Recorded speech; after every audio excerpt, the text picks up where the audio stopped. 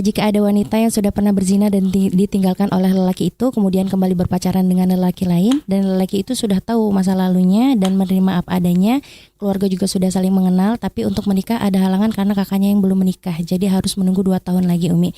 Dan si wanita ini khawatir keharuman pacaran jika menunggu lama, tapi untuk dengan lelaki lain khawatir tidak ada yang menerima apa adanya, Umi. Saya selalu merasa bersalah dengan pacaran, walaupun memang nggak pernah ketemu, tapi hati nggak pernah tenang, Umi.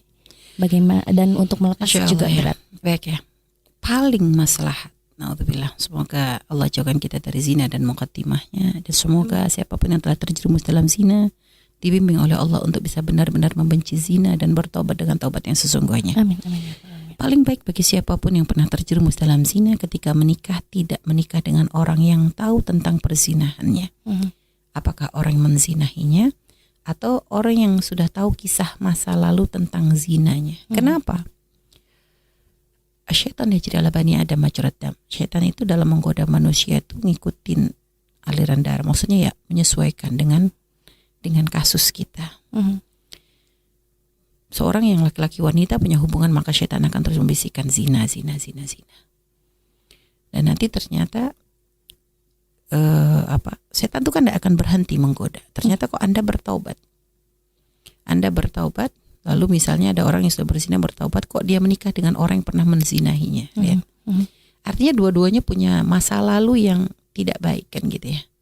Dia yang menzinahinya dan ini dizinahi, artinya punya masa lalu yang tidak baik. Artinya setan nanti ketika misalnya kok bertobat lalu pengen menikah dengan yang menzinahinya, lihat pernah punya masa lalu begitu, bisa saja nanti muncul prasangka di dalam hati si wanita, dulu dia gampang banget kok waktu itu zina dengan saya, bisa saja dia dengan zina dengan wanita lain.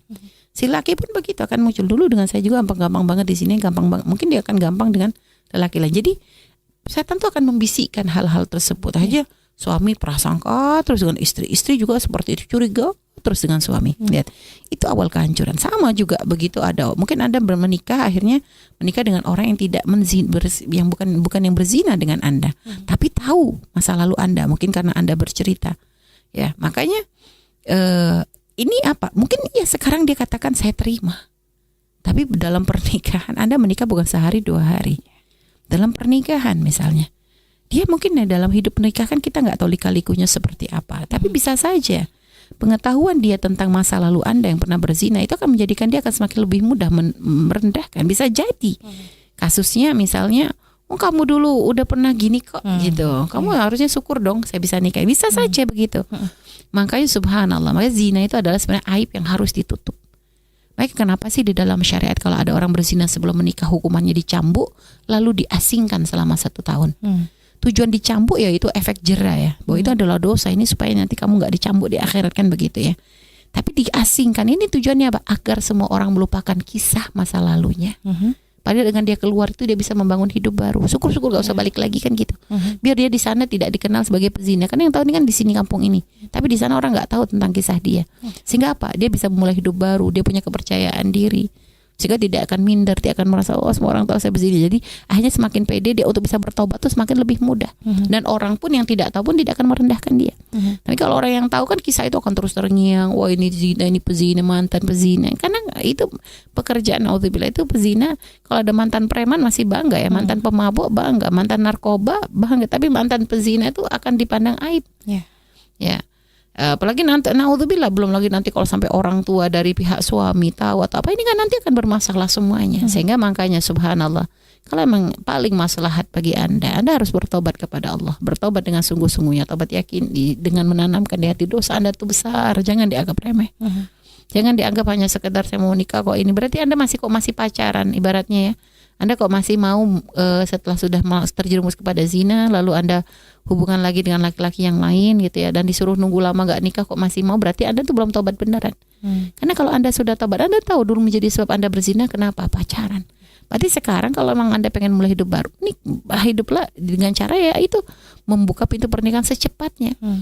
Tadi alasannya kakaknya atau kakak si wanita perempuan? Kakaknya perempuan. Yang tadi yang si perempuan ya, berarti yang belum nikah. Kakak nggak dijelasin sih. Kakaknya siapa? Makanya kalau memang ternyata ini adalah kakak Anda, ya artinya Anda sampaikan, mungkin Anda perlu terus terang kepada orang tua Anda bahwa Anda punya hajat tentang menikah itu kuat sekali. takut nanti terjerumus kepada zina, sampaikan kepada orang tua dengan terus terang. Kalau ini ternyata kakaknya si lelaki, ya sudah, berarti itu pertanda bahwa Anda kalau tetap melanjut kepada dia bisa terjerumus lagi. Maka paling selamat Anda cari yang lain, orang yang tidak akan tahu. Dan nanti kalau Anda ternyata sudah akan menikah dengan seorang laki-laki yang lain, jangan pernah membuka aib itu. Jangan dibuka, ini masuk kebodohannya seorang wanita. Jangan dibuka, itu aib Anda tutup, urusan Anda dengan Allah.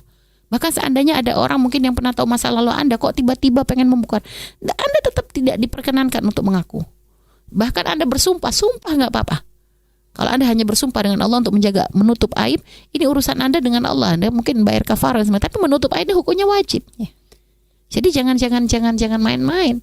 Dan sebenarnya kalau ada orang makanya Anda kalau perlu pergi dari lingkungan yang tahu tentang kasus masa lalu Anda, supaya Anda bisa memulai hidup baru dengan lebih terhormat kan gitu.